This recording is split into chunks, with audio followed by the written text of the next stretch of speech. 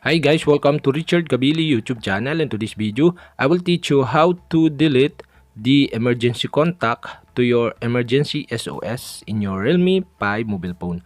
And okay guys, but before we start, kindly subscribe to my YouTube channel by pressing the subscribe button and the bell to notify you if I have new videos. Okay guys, let's start. So okay guys, all you have to do is go to setting in your Realme 5 mobile phone.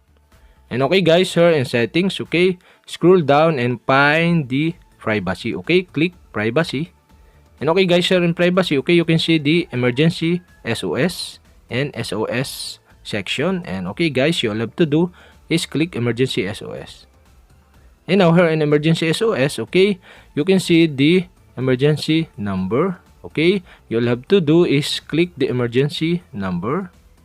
And now here you can see the emergency contact below. And okay guys, here to remove this emergency contact, okay, you'll have to do is click the contact you want to remove. And okay, and the pop-up below are show, and now you can see the delete button or delete contact.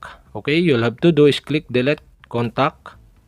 And okay guys, we have successfully removed or delete the contact to your emergency number or emergency SOS in your Realme 5 mobile phone. And okay guys, that's it. And if you have a question, kindly comment below.